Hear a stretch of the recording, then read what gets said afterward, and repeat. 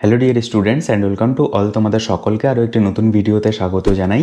আজকের এই ভিডিওতে আমরা আলোচনা করব বিএইচএ কোর্সটি সম্পর্কে, অর্থাৎ ব্যাচেলার ইন হসপিটাল অ্যাডমিনিস্ট্রেটিভ, যেটা জেনপাস ইউজি এর পেপার 2 দিয়ে তোমরা অ্যাডমিশন হতে পারবে বিভিন্ন সরকারি এবং প্রাইভেট কলেজে। তো এখানে কিন্তু সিট সংখ্যা খুবই সীমিত।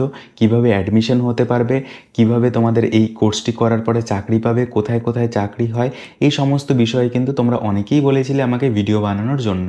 তো আজকের এই ভিডিওটি তোমাদের জন্য খুবই গুরুত্বপূর্ণ হতে চলেছে।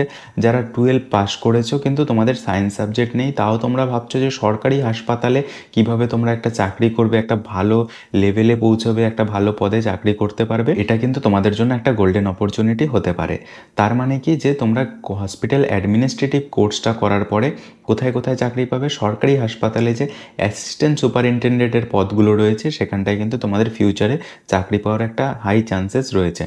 তো অ্যাসিস্ট্যান্ট সুপারিনটেন্ডেন্ট কীভাবে হওয়া যায়, এতদিন পর্যন্ত কিন্তু ব্যাচেলার ডিগ্রি যে কোনো কোর্স করা থাকলে তার সঙ্গে পিজি ডিপ্লোমা বা পিজি ডিগ্রি কোর্স করা থাকলেই কিন্তু হসপিটাল ম্যানেজমেন্ট বা হসপিটাল অ্যাডমিনিস্ট্রেটিভের উপরে তাহলেই কিন্তু অ্যাসিস্ট্যান্ট সুপারিনটেন্ডেন্ট হওয়া যেত, মানে অ্যাসিস্ট্যান্ট সুপার হওয়া যেত। যেটা আমরা সবাই জানি যে হসপিটাল সুপার মানে মেডিকেল পার্সন একজন থাকেন, আর একজন নন মেডিকেল যারা থাকেন তারা অ্যাসিস্ট্যান্ট সুপারিনটেন্ডেন্ট বলা হয়।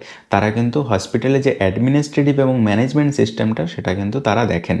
তো এই বিএইচএ কোর্সটাও তোমরা যারা যারা করবে, এই ভবিষ্যতে কিন্তু দেখা যাবে যে বিএইচএ কোর্স থেকে শুধুমাত্র হসপিটাল অ্যাডমিনিস্ট্রেটিভের জন্য যে অ্যাসিস্ট্যান্ট সুপারিনটেন্ডেন্ট রিক্রুটমেন্ট সেটা কিন্তু বিএইচএ কোর্স থেকেই ভবিষ্যতে করা হবে।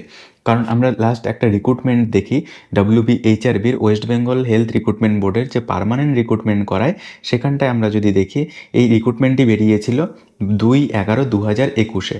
2/11/2021-এ তখন কিন্তু নেওয়া হয়েছিল ব্যাচেলার ডিগ্রি কোর্স, মানে যে কোনো ব্যাচেলার ডিগ্রি কোর্স যদি কেউ করে তারপর সে PG degree in hospital administrative, PG degree in management, PG diploma in hospital administrative অথবা PG diploma in hospital management, মানে পিজি করা থাকলে, পোস্ট গ্র্যাজুয়েশন করা থাকলেই হসপিটাল অ্যাডমিনিস্ট্রেটিভ বা ম্যানেজমেন্টের ওপরে, তাহলে কিন্তু সে একজন অ্যাসিস্ট্যান্ট সুপারিনটেন্ডেন্টের জন্য ওয়েস্ট বেঙ্গলের বিভিন্ন সরকারি হাসপাতালে, মেডিকেল কলেজে তাহলে কিন্তু সে এখানটায় অ্যাপ্লাই করতে পারবে। এখানটায় কিন্তু এটা একটা ভালো demandable job, assistant superintendent non medical. তো এই অ্যাডভার্টাইজমেন্টটা যদি আমরা দেখি, এখানে স্যালারি রয়েছে 40,200 টাকা পার মান্থ, তার সঙ্গে এক্সক্লুডিং এইচআরএ, তার সঙ্গে এইচআরএ মিলে এবং আদার্স অ্যালাউন্স মিলে কিন্তু স্যালারিটা প্রায় 45+ থেকে শুরু হবে স্টার্টিংয়ে। তো এখানটায় রিক্রুটমেন্ট হয়েছিল 43 ভ্যাকেন্সি ছিল।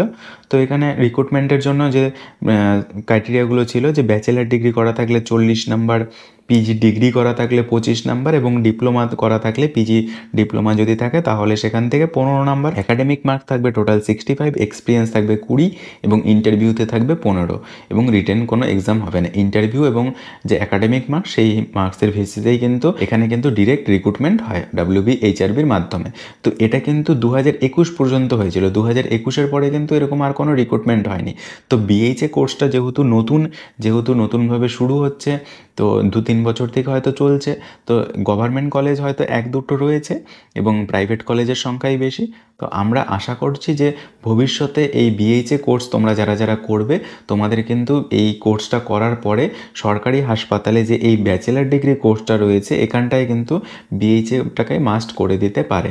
তো দেখা যাক এবার ভবিষ্যতে কি হয়, যদিও না হয় তাও কিন্তু একটা নতুন পোস্ট ক্রিয়েট হয়ে বা হসপিটালের যে বিভিন্ন অ্যাডমিনিস্ট্রেটিভ দিকগুলো রয়েছে, ম্যানেজমেন্ট দিকগুলো রয়েছে, সেই জায়গাগুলোতে কিন্তু সহজেই জয়েন করতে পারবে এবং ভবিষ্যতে কিন্তু চাকরির একটা হাই চান্স রয়েছে, বিরাট সম্ভাবনা রয়েছে যে ভবিষ্যতে তোমাদের এই কোর্সটা কমপ্লিট করার পরে তোমরা একটা চাকরি পেতে পারো। তো তোমরা যারা যারা হসপিটাল অ্যাডমিনিস্ট্রেটিভ কোর্স করতে চাও, তোমাদের কিন্তু 12 সায়েন্সের কোনো প্রয়োজন নেই, তোমাদের ফিজিক্স কেমিস্ট্রি বায়োলজিরও প্রয়োজন নেই, তোমাদের ফিজিক্স কেমিস্ট্রি ম্যাথেরও প্রয়োজন নেই।